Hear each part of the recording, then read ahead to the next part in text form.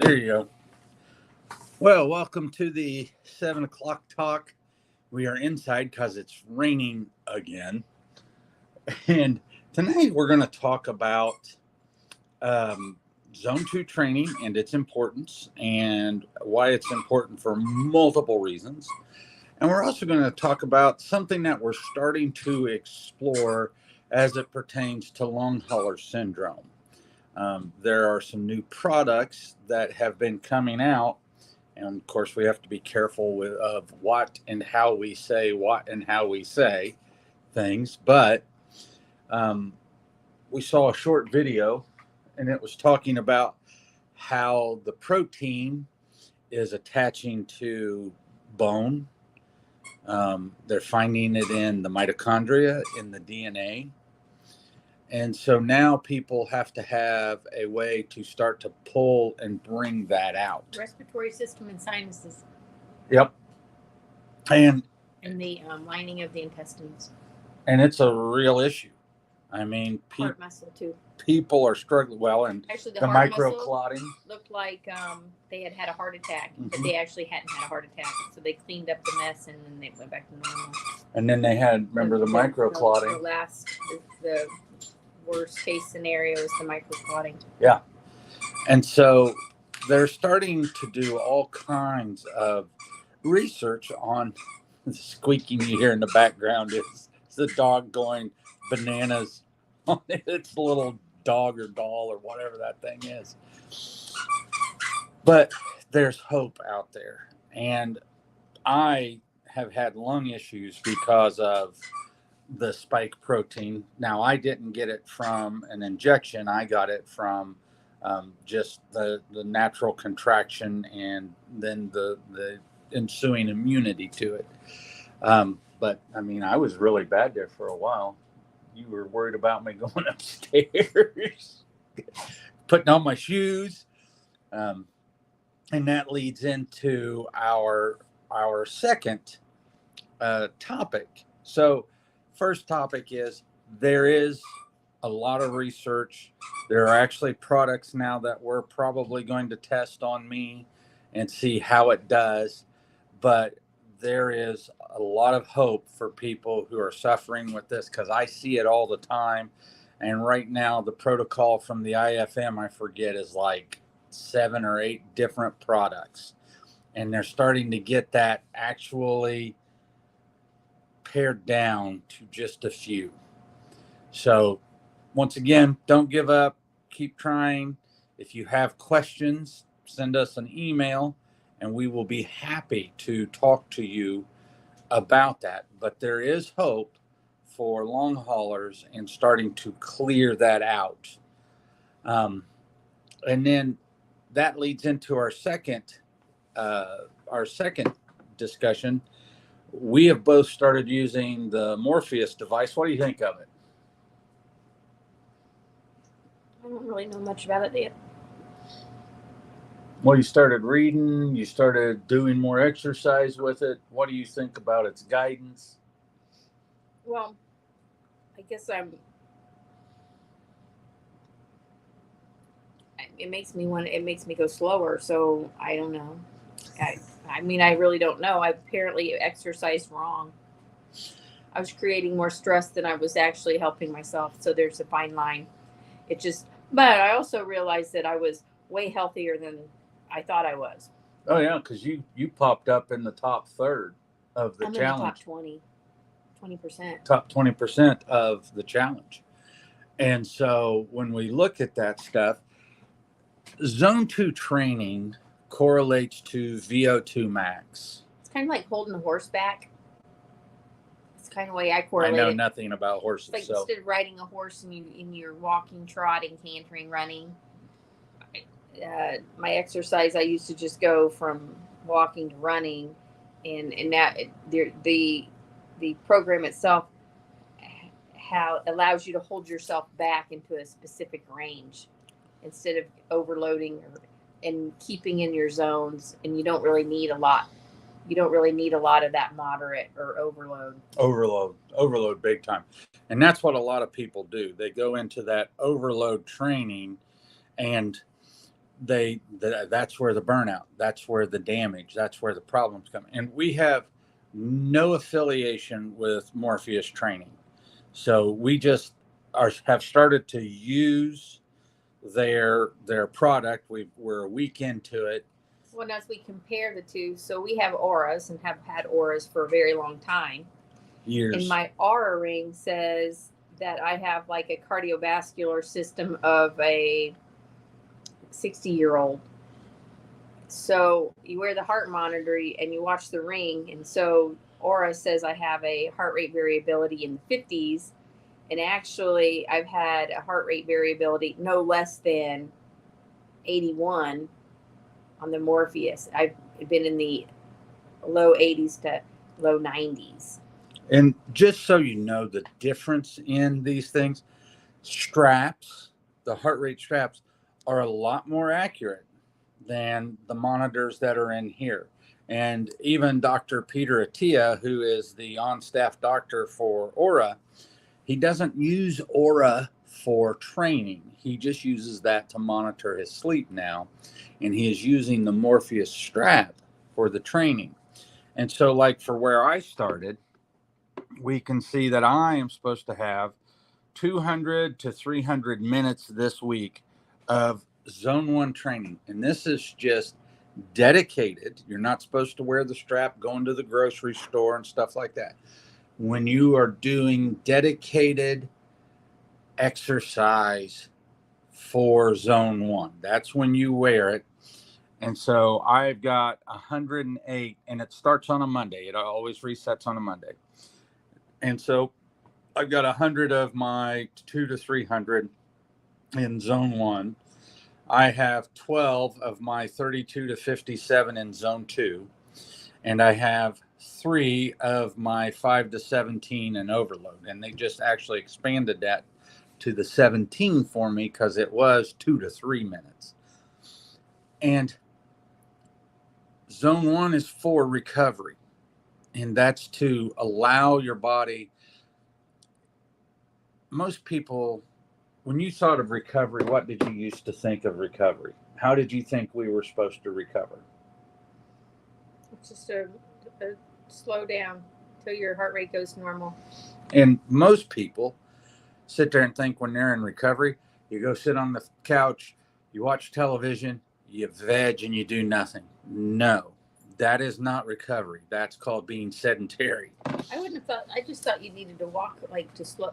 I never thought of recovery as an actual workout. For recovery, I would think you did your workout and then you cooled down by walking or whatever. So no, but they actually consider recovery as another workout, a very light workout. That's 100 beats or more. So you have to get your heart rate up to 100 beats per minute or more. And that's hard. That's not hard. It's not hard to get 100 beats. It's hard to just keep it between 100 and, for me, 100 to 133. That's where you have to really focus. But that's where your cardiovascular fitness will start to come in. But it's hard. That's like when you have to focus on, and when you're on a bicycle, that's just like getting ready to fall over. And so if you start to look at or do any studying and research on longevity and health, VO2 max is the amount of oxygen that you can intake and process. And that's linked to longevity is unbelievably close. The more somebody's VO2 max is, the more health and longevity they have.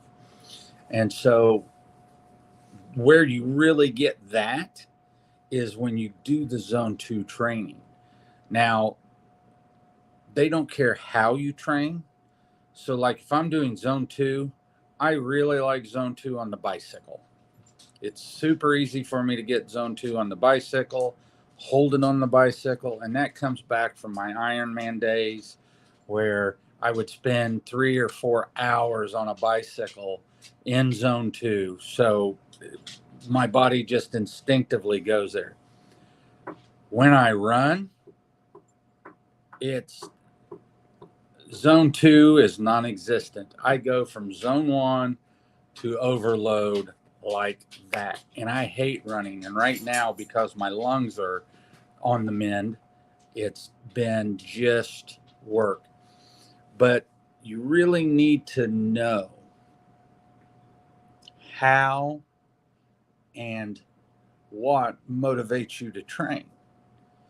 Because I like gadgets.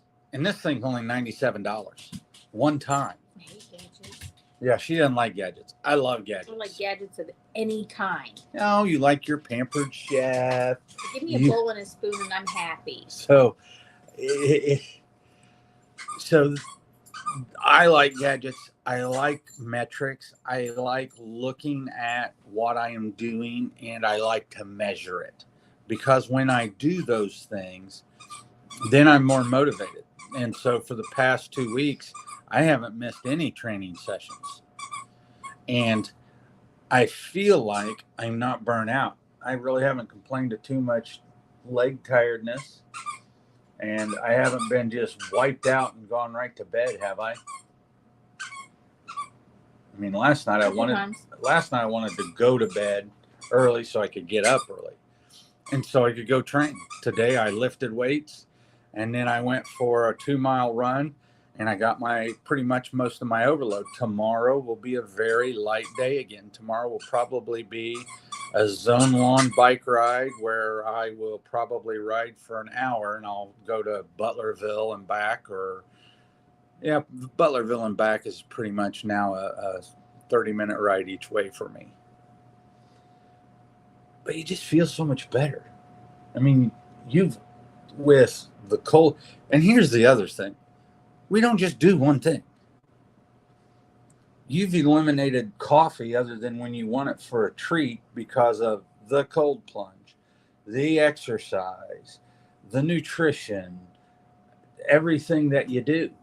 I don't need it to wake up. Yeah. I mean, I don't use coffee to wake up. No. And neither do I. Just a once a week treat. Yeah. Just because I want to go to the coffee shop and have a conversation over coffee. Yeah. And that's when you're really taking care of yourself. Those are the things that you can do. You can choose when you want to have a glass of wine and you sit down and relax and just have a good time. Those are the things that we want for you. And we want everybody to have good foundational health so that they can then decide, when they want to go out to eat and when they want to do stuff. We had fun. We had burgers the other day on the grill. So we weren't really bad. 2 weeks ago. Nothing we eat is bad. Well, 2 weeks ago we went to Freddy's, and we genuinely got to enjoy it. And we didn't wake up with joint pain, and we didn't wake up with diarrhea or any of that stuff. Yeah, but that never happens. That's like once or twice a year. So, Freddy's? Mm-hmm. Yeah, no, I get it. Most of the food, if we even eat out, is it's the better of the. The worst we do is Chipotle or what's that place, McAllister's. Those are the worst. And of fast food, those are good. Salads, but yeah. And so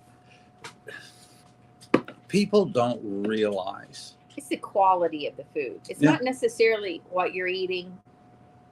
It is, but it isn't like the quality of the food. Yep. We just had this conversation. So somebody said, they were talking about the elimination diet and organics and the quality of food, even with organics. So I had somebody make food for me that were organic, and everything I ate made me sick. So the quality of your food, regardless of whether it's got an organic stamp on it or not, matters. So you can get an organic egg from the store and crack it in a bowl. And you can go get an organic egg from your farmer or your backyard chicken where you don't feed it anything outside of bugs and grass, and crack it in another bowl. And looking at them is two different. They're just two different animals. But not only do they look different, they make you feel different. So his question to me is how do I know what to buy organic and then pass and go buy something different? And I'm like, well, that's just really hard. Honestly, I don't think that you're going to get a quality product organic from a Walmart, a Costco, Kroger. or a Aldi's or a Kroger. But if that's all you have available to you, then I would always pick the organic over the regular. But given the opportunity or the choice, if you're wanting vegetables, then find an absolute organic farmer that doesn't use chemicals. And I'm like, and the difference there is you got to talk to people. If they're actually doing the work to be organic and no pesticides, they're going to be very proud of it and they're going to want to share it with you. Now, if you're like, hey, is this organic? And they're like, yeah.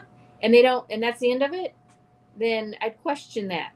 So I would always try to find, whether it's local or not, like we found a organically grown pasture raised beef only, but it's in Kentucky. And so I was just telling this gentleman, the quality of the meat is so much different. They don't raise their livestock on pasture that's been had chemicals on it for 20 years. It's not been plus, they can track it. They never feed their cattle grain ever. They never immunize them or give them antibiotics of any kind. And if they do, because that animal is sick, they eliminate it from their herd. Yeah, and so the quality of that meat, when you look at hamburger versus hamburger, like it looks like chicken and bison, like it's deep red. But then I'm like, but there's other things like, don't worry about organics because they're really meaningless in the big scheme of things because their skins are too tough, like bananas or avocados. But it's the quality, I guess. For him, I'm like, I know I didn't really answer your question, but the quality of the food matters irregardless of the organic label. Yep.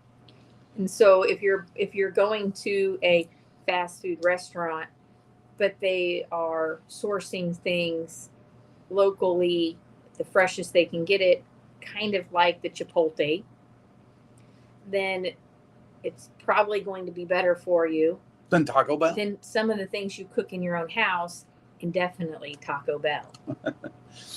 And so that website that I put up there, the ewg.org, they do a dirty dozen. That's where you can type your zip code in and look at the contaminants in the water. There's a lot of information on there for you. And so, but this is where, when you're training with something like Morpheus and you're eating right and you're working on getting that 7.5 to 8 hours of sleep, it just all works together to make you feel better, to make you not moody, and it helps your hormones and it helps your brain repair and it activates the lymphatic system, and there's just so much to it. And it's really just the 5 simple pillars: sleep, nutrition, movement, stress, and community. And the more that you work within those bounds of having good relationships and eating the best food that you can and exercising, then when you come to somebody like us,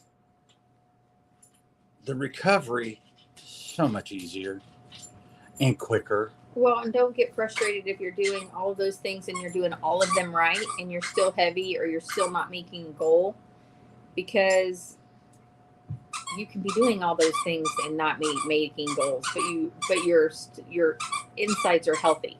Yep. And they're working to get better, Then that's why we do a phase angle. We look at cell health to make sure that it's getting healthier. So that's all we got for tonight. Definitely, if you need help with training, hit us up. If you're having a problem with long haulers, definitely hit us up because we can help you there. But, if you're not moving, start. Your lymphatic system depends on it. Your immune system depends on it because your muscles depend on it. I mean, everything that we espouse all feeds on itself. Well, and it doesn't have to be hard. It can be as simple as doing your yard work every day. Yep. So with that being said, you all have a great night, and we'll talk to you next week.